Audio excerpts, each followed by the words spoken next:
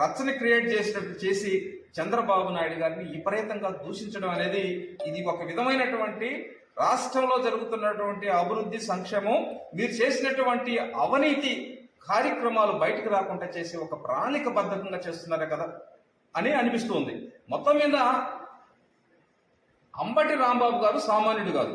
ఎందుకంటే ఆయన ఒక అడ్వకేటు, మాజీ మంత్రి. ఆయన నుంచి వచ్చే ప్రతి మాట ఒక ప్రణాళికతోనే వస్తుంది.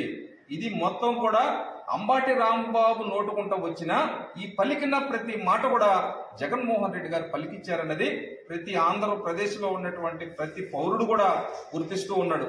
ముఖ్యంగా మీరు ఏదైనా చేయాలంటే అభివృద్ధిలో ఉన్న లోపాలను ఎత్తి చూపించడానికి మీకు అవకాశం లేదు.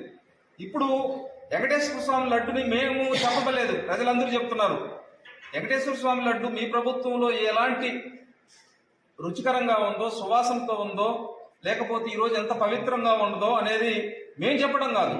ఆంధ్ర రాష్ట్రం మీ పార్టీలో ఉండేవాళ్ళు కూడా వెంకటేశ్వర స్వామిని ఎవరైతే గౌరవిస్తారో, అభిమానిస్తారో, ఆయన పూజిస్తారో వాళ్ళు కూడా ఈరోజు చాలా బాగుంది, కొండపైన ఈరోజు అన్ని కూడా చాలా సమర్థవంతంగా, చాలా పవిత్రతతో జరుగుతున్నాయన్నది మీ పార్టీ వాళ్ళు చెప్పే మాట.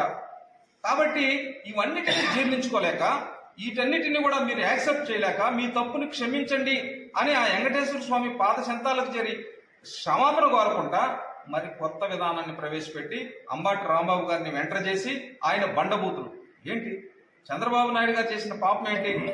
వెంకటేశ్వర స్వామి లడ్డుని పవిత్రతను పెంచేయడం కృషి చేయడమా? అందువల్ల వాళ్ళ నాన్నను అడుగుతారు, వాళ్ళ అమ్మను అడుగుతారు. ఏ సాంప్రదాయాలను క్రియేట్ చేస్తున్నారో అర్థం కానటువంటి పరిస్థితి ఆంధ్ర రాష్ట్రంలో ఉన్నది. మామూలుగా మీకు అశాంతి, అభద్రతతో పాలన సాగించడం మీ నైజం. తెలుగుదేశం పార్టీ శాంతి భద్రతలను పరిరక్షిస్తూ శాంతితో ముందుకు పోవాలి, రాష్ట్రం అభివృద్ధి వైపు పోవాలి.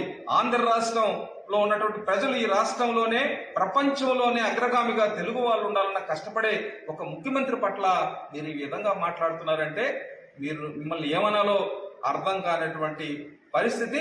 ఇప్పటికైనా కూడా వైఎస్ఆర్సీపీ నాయకత్వం కూడా అంటే కింద స్థాయి నుంచి కూడా మీరు చేస్తున్నటువంటి తప్పులు మీ అధినేతకు తెలియజేయండి. మీ అధినేతకు తెలియజేసి ఆయన్ని మార్చేందుకు కృషి చేయండి. లేకపోతే భవిష్యత్తులో ఆంధ్ర రాష్ట్రంలో ఉనికి లేకుండా పోయేటువంటి పరిస్థితులు ఉన్నాయి. ముఖ్యంగా మీరు తెలుగుదేశం వాళ్ళని ఇబ్బంది పెట్టే కార్యక్రమాలు చేస్తున్నారు. ఒకసారి గతంలో చూడండి, ఒక పెద్ద ఆమె తిరుమల లడ్డులో బాగలేదని ఒక చిన్న పోస్ట్ పెట్టిన దానికి ఆమెను అనేక స్టేషన్లో తీసుకుని పోయి